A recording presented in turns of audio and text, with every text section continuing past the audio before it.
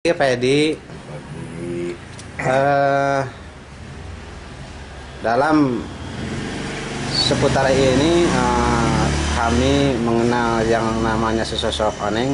Mungkin bisa diceritakan sosok, kalau orang-orang bilang itu dia Pitaloka, mungkin bisa dijelaskan sosok masa kecilnya sampai karir-karir sekarang Pak Edi. Silahkan. kalau nama aslinya sih dia Pitaloka. Iya. Kan Oneng kan nama sinetron. Ya kalau dia kan punya sikap itu, kalau dia masuk ke dalam satu dunia apapun namanya harus larut, harus larut dalam dunia itu. Misalnya seperti dia merankan Oneng, dia harus Oneng bener gitu, seperti apa yang dituntut oleh peran itu. Jadi namanya sih Rike Nenehna gitu teh. Iya. Nama artinya dia Pitaloka Panggilannya. Iya. Kelahiran tahun berapa Pak? 74 Tahun 74. Bulannya bulan Januari tanggal 9 Januari 74 di Garut. Boleh diceritakan sedikit asal mulai dari SD mana, SMP sehingga ininya Pak?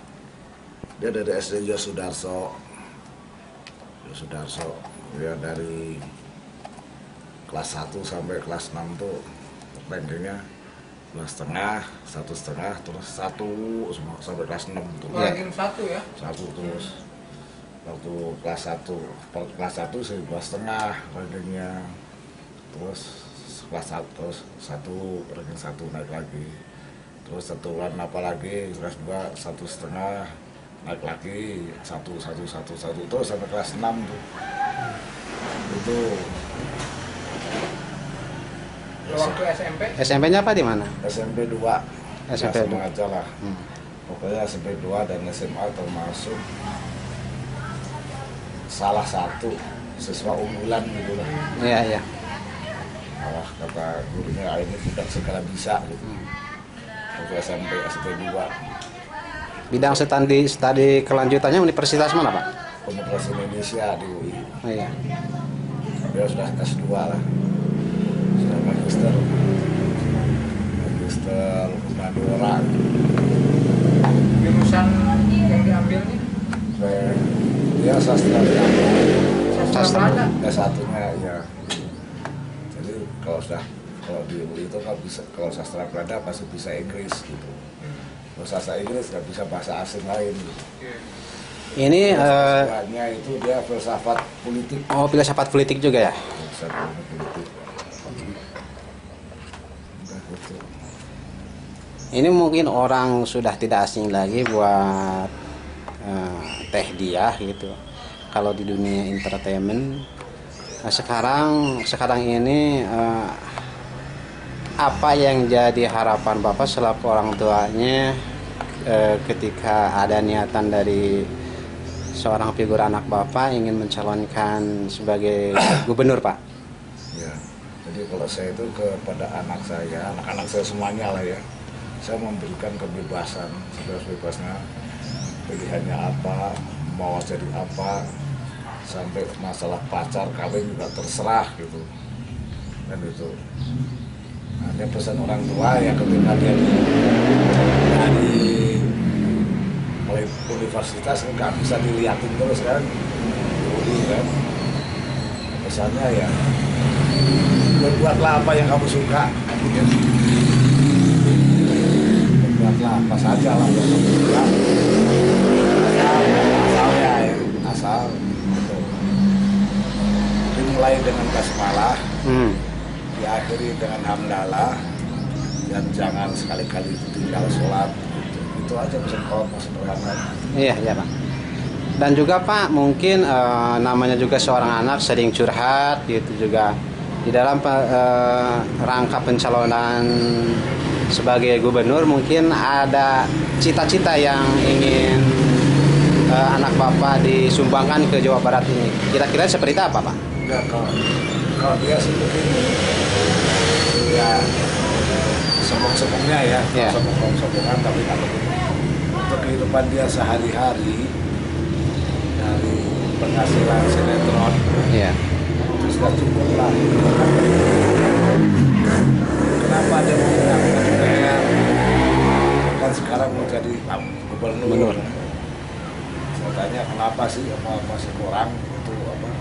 Bahkan di DPR itu malah lebih kecil dari pendapatan sinetron. Kata saya mau itu karena saya ingin bermanfaat bagi orang lain. Jadi hidupnya itu istilahnya ya, kalau kemarin waktu deklarasi itu ingin mewakafkan tenaga dan pikirannya untuk masyarakat Jawa Barat. Nah, dia itu keahliannya itu sebetulnya bina tenaga kerjaan, pembuat kesehatan. Pengennya majukan pendidikan, kesehatan, tenaga kerjaan, peningkatan pendapatan masyarakat coy ya. Ya, sejahterakan masyarakat atau apalagi lah. Bisa tentu soal berusaha semaksimal mungkin supaya tidak terjadi kebocoran anggaran gitu. Ya. Sebentar saya lihat, saya dengar. Semua keluarga berapa Pak? Rike anak Semua 7. Oh, semua Rike ke berapa Pak? Ke 6. Pangai Springsu. Kalau dari ibu yang dulu, dia bungsunya. Kan abdi teh nikahnya 2 kali. Yang pertama dapat 6, si ibu itu pupus meninggal dunia. Udah lah 7 tahun sama ketia atau mana tahan gitu kan.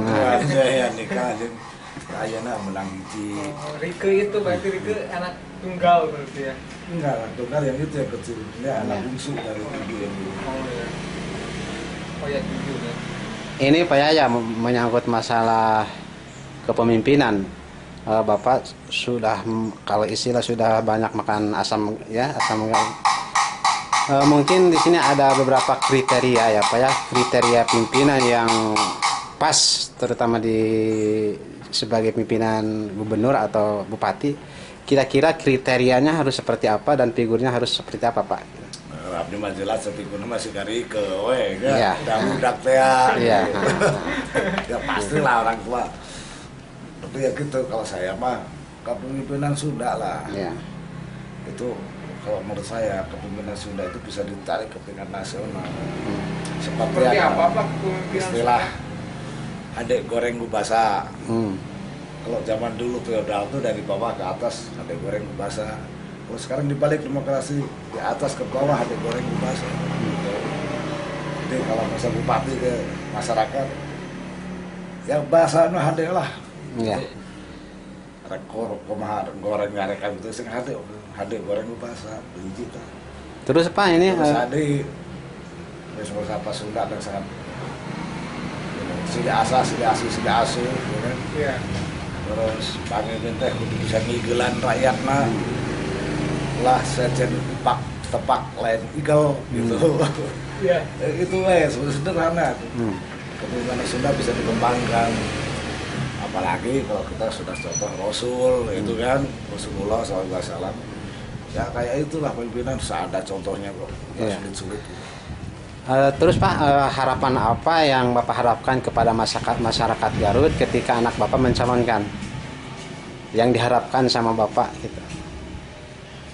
Ya supaya milih aja Ya. semuanya kan gitu kan, orang tua belum ada kagok atau kagok teh mah dicalonkan, lain mencalonkan, dicalonkan kayak nama. Di pertama teh mencalonkan diri, dibahas ke DPP, PDI Perjuangan, tidak genep jelma eta satu. Istilahnya minta dukungannya gitu Pak ya? Nah, ya satu yang direkomendasi, yang dicalonkan sama DPP. Jadi ada pesan ini nggak Pak untuk minta dukungan ke masyarakat gitu, doanya gitu istilahnya Pak. Iya, atau SMS. Ya. Dan mengenai masa itu mah terang orang. Ya. Harus udah dari memang tidak dilibatkan. Iya. Tapi sebagai orang tua ya kalau kenalan mau gitu anak, gitu, saran dukungan anak gitu. Mereka begitu aktif kok. Saya yang soal ini. Memang nggak ngerti lah. Nah, kalau tadi kembali si Rika waktu zaman dia kecil muda ya. Apa Pak disiplin apa yang ditanamkan Sama si sosok Rike gitu ya, Pak. Sama semua yang harus disiplin lah. harus disiplin ya? Misalnya makan bareng, Ya. sholat bareng. Berjamaah ya, Pak. Iya.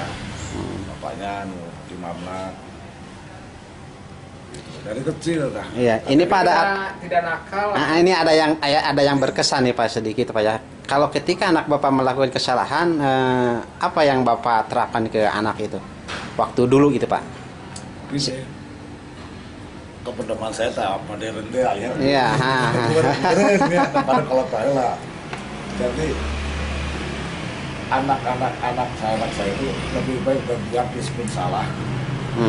Saya berani terus, asal jangan 2 kali terbentur pada kesalahan yang sama. Kalau dia salah, dia namanya juga anak-anak kan, nakal apa. Nah, sayanya memberikan ini, jadi bukan maki-maki, bukan memojokkan, memarahi, tapi memberikan semacam nasihat lah, nasihat enggak gitu. Ya arahan gitu ya, sesuai dengan jiwa anak itu gitu. Jadi kehendak orang tua, bahasa orang tua, bahasa anak itu, bahasa orang tua harus diterjemahkan ke bahasa anak, sebab bahasa orang tua dan bahasa anak itu beda gitu. Kalau kita nyuruh anak dengan bahasa orang tua, kita arti ya, kita terjemahkan bahasa anak itu bahasa permainan, bermain gitu. Nah, juga main-main lah gitu, pemaham gitu. Tolong Pak sampaikan pesan Bapak sama anak Bapak dalam rangka pencalonan gubernur ini. Tolong sampaikan pesan dan juga spirit dari seorang sosok figur Bapak selaku orang tuanya Pak. Pesan saya ya, kalau kepilih, ucapkan innalillahi wa inna ilaihi raji'un. Mau kepilih, selesai, sukses, baru alhamdulillah. Apa sebabnya? Sebab kalau pertama sudah wah senang, alhamdulillah, ini sebetulnya beban itu, jabatan itu beban. Aslinya bagi saya untuk Rika itu musibah. Kalau terpilih jadi gubernur gitu. Karena dia harus bisa mewujudkan amanah setiap masyarakat Jawa Barat gitu. Itulah. Nah, tentu saja diiringi dengan kerja keras dan doa, yang penting ikhlas lah. Ikhlas. Salah pepatah Sunda itu apa? Nyungkemkeun ajeun asih kalau macai itu berarti ngabakti ke negara di Balembang Desa. Enak, jelas. Artinya amanah. Pada agama kita amanah. Nah, saya benar mau amanat pendidikan rakyat. Itu bukan amanatnya orang-orang konglomerat, amanat pendidikan rakyat. Kelas. Kalau sekarang Bapak sendiri kira-kira